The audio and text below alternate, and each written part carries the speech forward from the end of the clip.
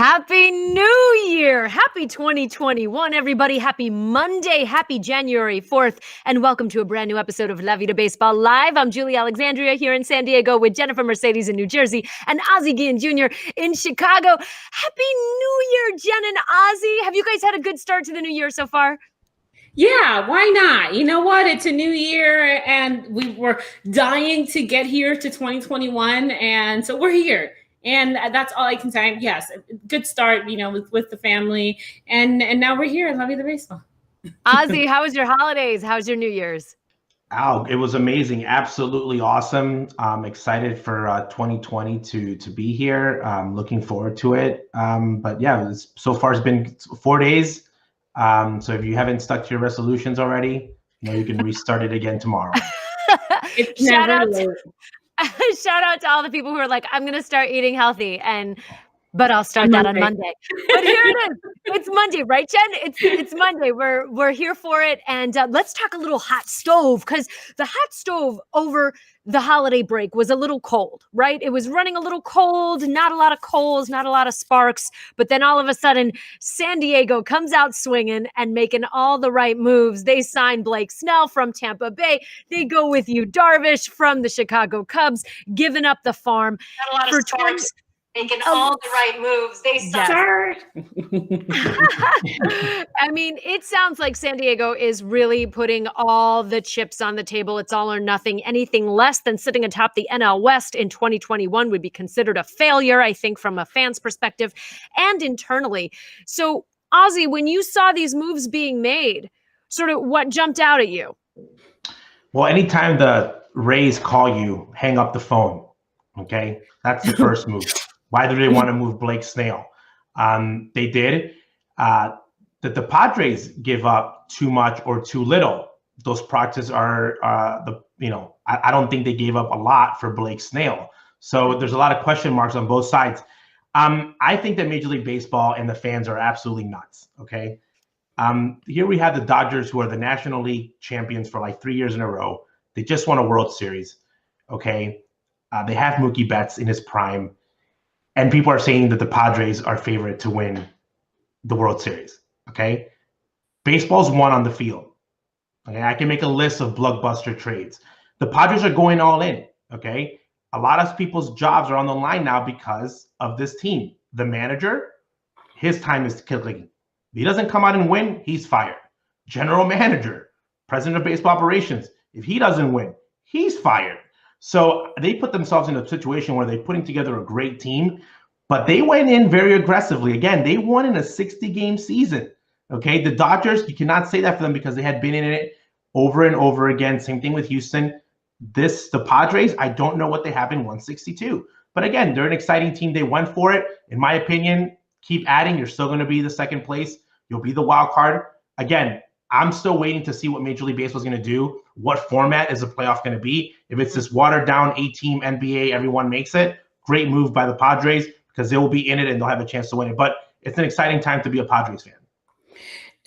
I mean, I don't know if are they going to be second place? Are they always going to play second fiddle to the Dodgers? I understand, the Dodgers won. I understand that this was a truncated season, and what we saw from the Padres can they, do it all season long? But we had already seen prior to this season, the season before, we saw sparks of what this team could be. And then last season we saw, okay, you know what? This is a team that can definitely contend. A lot of young players, a lot of fun to watch. Somebody like Fernando Tatis Jr. and Machado, they played well together, and everybody else on that team. And so now what they're doing is they want to win. Now, is there pressure for this team to actually do and finish what they started as far as getting to a World Series? I think that's more internal than it is actually from the fan base. And we had this talk earlier today. I think fans are happy.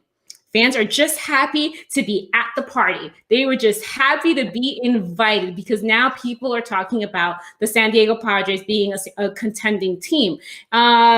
we have to see what happened. What is going to happen with this season? We don't even know if the start date, right? Like, is it going to start on time? Is it going to be a full 162 games? Are we going to have a full playoff? Like, we still don't know all of these things. Those are all variables that depend on a state-by-state basis, depends on everything that happens with COVID and the vaccine and all of those things. So, those things come into question. But as far as these signings go, I think it's great for the Padres. It's great for the fans. I think that teams, the Padres didn't give up that much for what they got in return. And who lost out?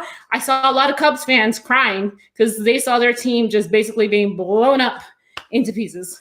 Decimated. I mean, you look at what they gave up for Blake Snell to Tampa Bay, right? A couple of reclamation projects. You had struggling catcher in Francisco Mejia, and then you had a couple of other guys with no major league experience. And then you look at what they gave up to the Cubs, also guys whose production has never been proven on a major league field, not to mention cash considerations, the Cubs giving them $3 million in cold hard cash. So a lot of people were questioning those moves and the fact that, well, did we really get what we deserved for these guys? The Padres sitting pretty. They were able to reinforce their core 5 guys in their rotation. They have 2 guys out when it comes to Lamet. And so, I mean, and Clevenger, who may miss the next season, depending on how long the season will be. Like Jen said, it's a lot remains to be seen. By all accounts, it looks like the season will start on time. From what we hear now, where we're sitting here January 4th, it looks like the season is slated to start on time. But of course, so much remains to be seen. But I just want to remind people that Manny Machado has still not made good on his bet to a fan, which went viral when he was sitting in the batter's box and he said, I'm sorry, actually, he was on the on-deck circle because he was a little closer. And he said, we're going to win a championship before you guys will. And the guy was, they were playing the Dodgers. The guy was a Dodger fan and he was kind of taunting him. And he said, I bet my salary on it. I wonder if that fan ever got a check. I don't think so. That's a really bad bet. It's a terrible bet. I mean, who does that, first of all? I mean, look, I'm all about betting on yourself and, but. This is not boxing. Yeah, it is a team sport and a lot of things depends on it. But we shall see what happens this season. I do think that the Padres are a contending team. We saw what they could do. Baseball reference to the fans out there, baseball reference the last 20 years and see who the Dodgers are. Just do that. You're betting, you're about to become the Philadelphia Phillies of the 2000s. Second fiddle to the Braves. Again, when you go all in, I think they went for Snell because Clevenger, they don't know what they have in him. I don't think he pitches in 2021. I think from their standpoint, though, their window is not just of 1 year. These guys are signed for multiple years. I don't know why Tampa picked the guys that they picked from the Padres. I don't think the Padres gave up anything. There's no one on the list that I see as a guy that I'm like, wow, I can't believe you gave them up. And it's the same situation with the Cubs. Cubs fans 2 years ago, they couldn't stand Yu Darvish. He pitched well in a 60-game season. You didn't win with him last year. You didn't win with him the year before. They're making moves not to be in a situation where you're the Pirates, where you're Seattle, and you're not competing for 5, 6, 7 years. So move the team, and I still got the Cubs winning the division. I said it on January 4th. I still have them winning the division. It's a really weak division. They're looking to start something new. They're looking to be excited. And the part of like everyone's on Tatis right now. Tatis right now is the shiny object. Okay, in 2016, Chris Bryant was the MVP, best player in Major League Baseball. Okay, no one talks about him now. Tatis next year could be not even mentioned, and we can be talking about Vladimir Guerrero Jr. It's the only player that stayed. Hold on. The only player that stayed consistent. Again, he did it in a 60-game season. He hasn't done it in 162. Mm-hmm. The only player that has stayed hot throughout the time are guys like Mike Trout, Mookie Betts, guys that have done it consistent. But to have a guy to put it on him and say year after year, like putting on it, they still have a lot of question marks. Again, the 60-game season is something that no one realizes how short it is. That is literally only 2 months of baseball. So again, they're betting a lot, but I think that their window's a little bit longer to win than people think. I don't think Cubs fans should be as mad as the moves were made. I think they're being financially responsible and looking to compete with the same team, just a little bit of changes here and there because they need to save money to sign buys. Everyone knows that.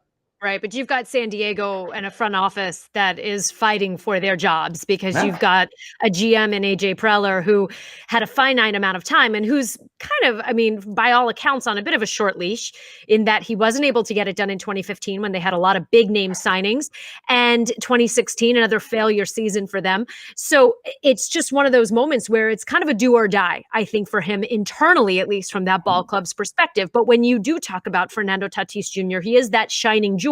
And GM AJ Preller has made no qualms about the fact that he hopes to extend him. He hopes to keep him in San Diego. We saw what he's been able to do in winter ball. He hit his first home run there. So winter ball is also getting a little more attention now that we have guys like Tatis competing, which apparently, Jen, as you heard, was a bit of a point of contention with the Padres front office. Yeah, there was a lot of what's going to happen with Tatis Jr. Is he going to get permission? Is he not going to get permission? I mean, there was a lot of talk up until the point when the news finally came out that he was going to be playing next to Robinson Cano and a couple of other guys that are down there. And actually, one really interesting point that I want to note, you had Fernando Tatis Jr., Wendell Rijo, who is Jose Rijo's son as well. You had Vladdy Jr. also playing. So you had, the sons of these big superstar ex-MLBers playing out in winter ball. So it is getting a lot of attention. And then when you have somebody like Tatis Jr., who is now in talks about, does he get an extension? Does he want that extension? I think he would.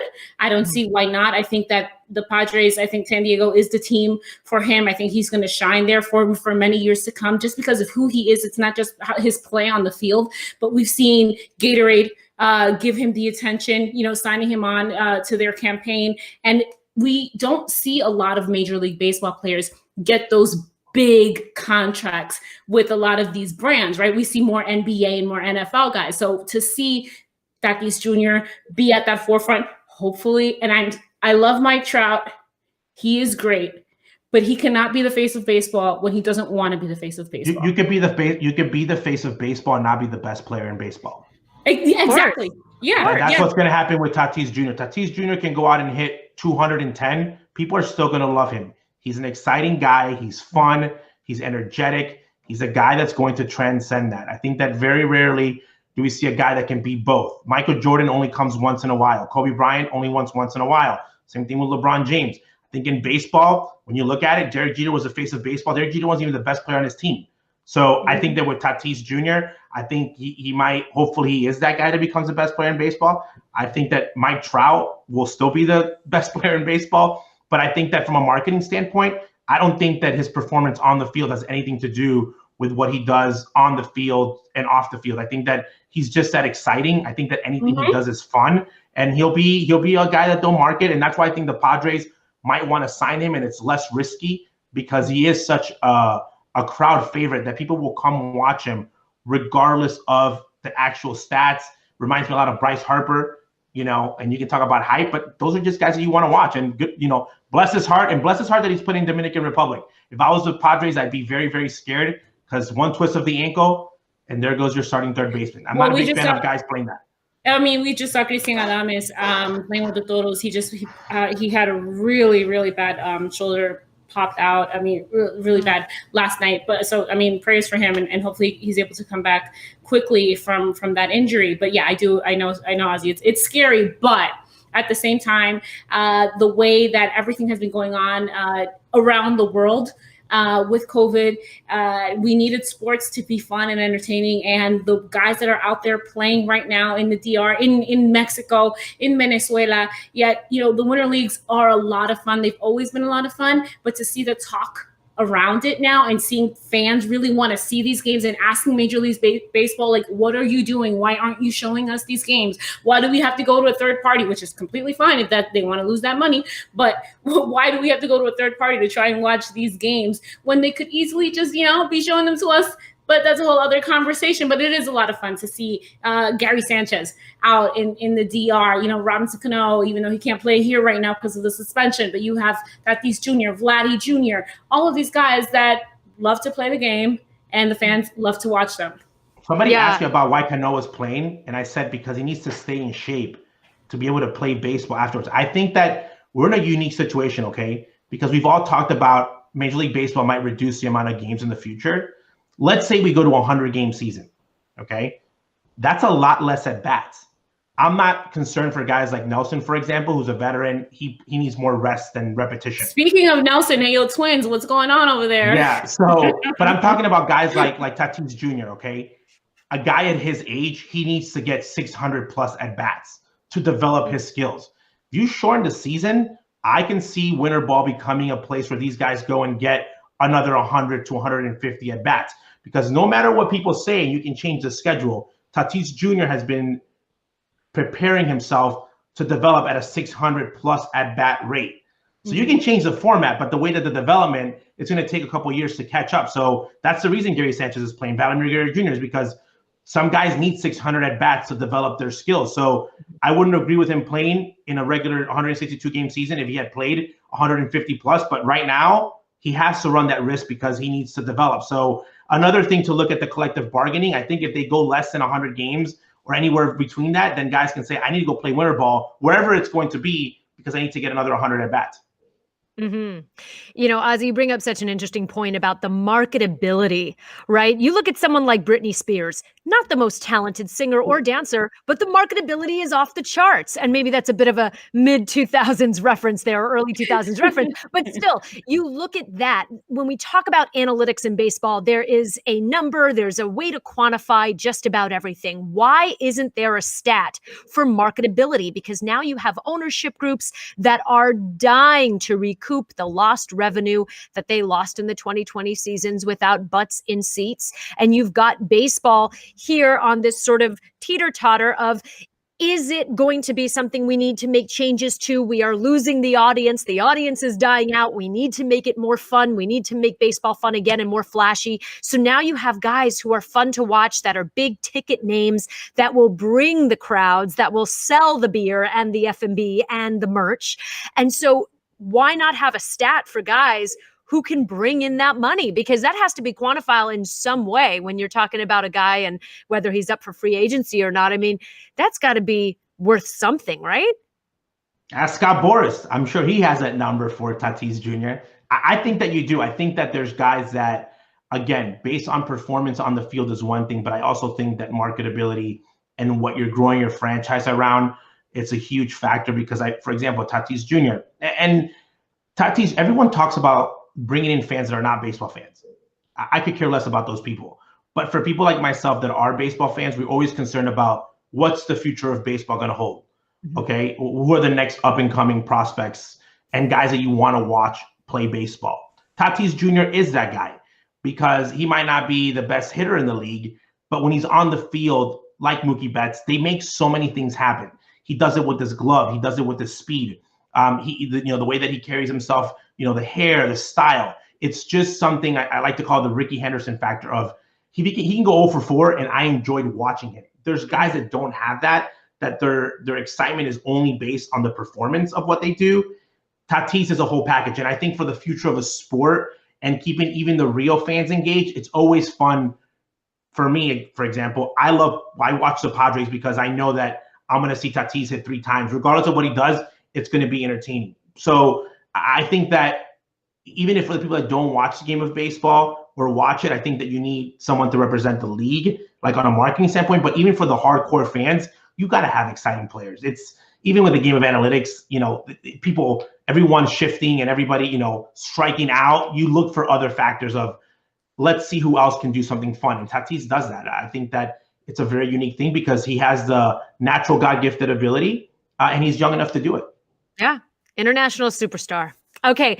We're talking about Gary Sanchez just a moment ago, playing in Winter League. Let's talk about an article that Marley Rivera wrote for ESPN, where he really opened up about the fact that he didn't understand why he wasn't playing every day. What does a player stand to win or lose? Ozzy, you're laughing.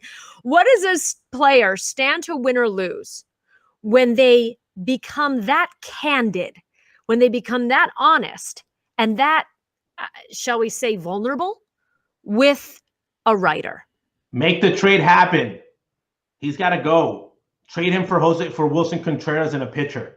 Give him a new place to start. Gary Sanchez, if he didn't know why he was being benched, then Gary has no clue. And as an organization, I'm like, what in the world is Gary thinking? Mm-hmm. Everyone right now is talking about Gary and his offense, and I'm like, Gary used to be in Dominican Republic behind the plate, okay? His issue is catching, okay? When you look at the pitching staff that the New York Yankees have, that's a hard pitching staff to catch, even for Johnny Bench or Ivan Rodriguez, okay? Everyone's throwing 97 plus with nasty sliders, okay? Not an easy team to catch. And Gary's defensive skills have diminished. Not only from a point of just even throwing guys out, it's diminished to the point that now you're an issue to the guys throwing the ball, okay? So Garrett Cole, pitchers do not like throwing at guys that they don't feel comfortable in. Any pitch I can throw in any count. That's what Gary's issue has been. That's a knock to whoever's the defensive coaches, okay? Guys like Tony Pena right now are out of baseball. This is when guys like this come into factors. Everyone's worrying about framing. Gary needs to work on his defensive skill, but he's being honest because I think that no one told Gary why he wasn't playing. Maybe they didn't. Maybe Gary was being naive to it, but we could see it. Gary was a liability every time he got behind the plate. So I think that for him, I think that it's time for him. It might be a better place for him to go somewhere else because obviously this seems like a marriage that's looking towards divorce. But I respect him. I respect him for being honest and saying, I don't know why. He might be naive about it, but we know why he wasn't playing. But I got, he's being open. That you gotta give him credit for that. Yeah. I mean, there's always two sides to every story. Jen, what was your take?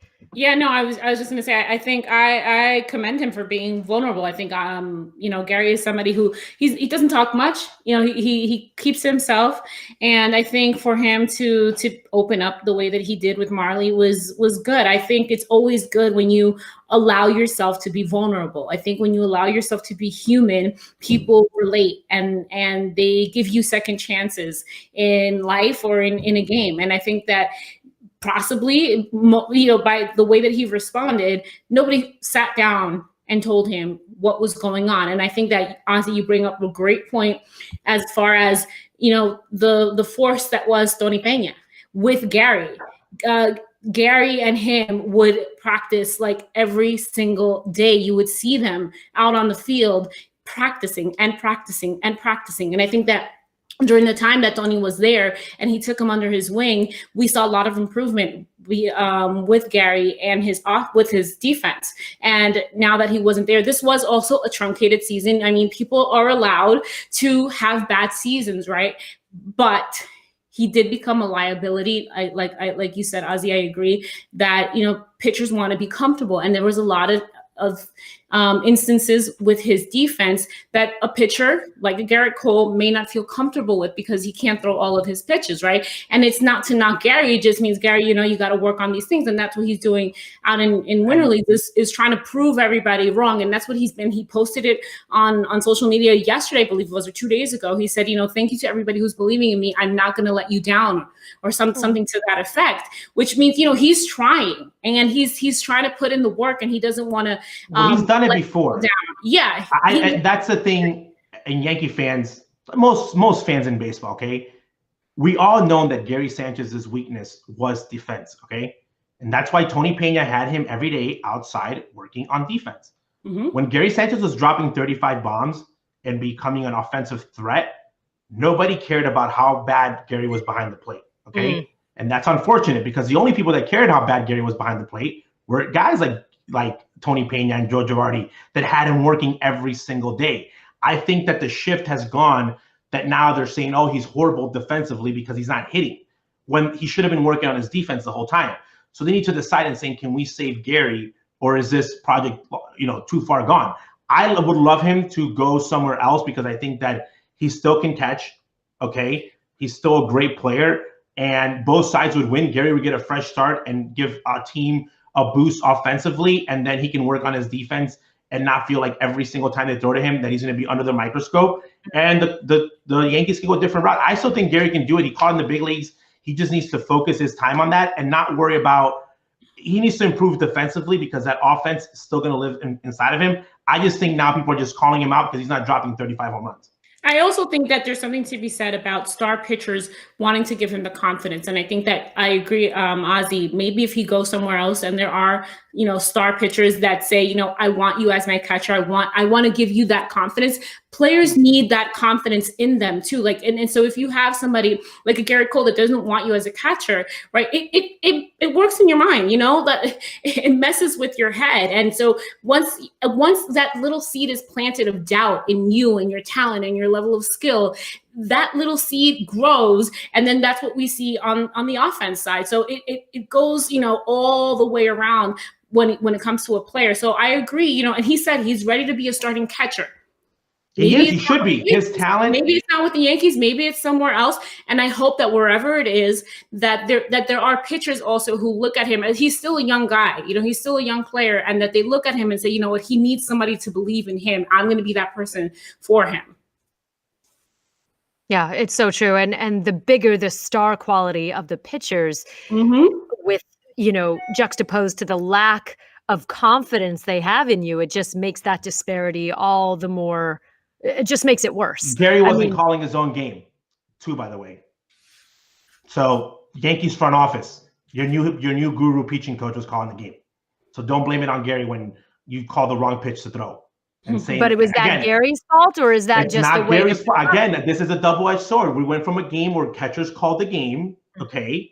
And if Gary's calling the game and he's calling a bad game, I can blame Gary for it, okay? But now there's a gap between Gary's not calling the game. So Gary might mess up, a two-seam fastball that goes outside. But when Garrett Cole is giving up a bomb, or a hanging slider, Chapman, it wasn't Gary's call. So is Gary calling the game? That's when we talk about analytics. Is Gary calling, meaning, here's the script, Gary, this is what you're going to call? Or is Gary calling his own game? No, Brown University was calling that game. Correct. So Gary might be like, I'm throwing these numbers down. I'm just sitting here behind them. So again, and I know that with Girardi, he called his games a little bit. So there might be a gap, and now they're doubting him. So when you're a pitcher, those are all things you have to take in consideration. Is he calling the game? Am I calling the game? Is the front office calling the game? And it goes away from, I know that defensively, when they say, if Gary let a pass ball, guy goes to third, that happens very so often in the game.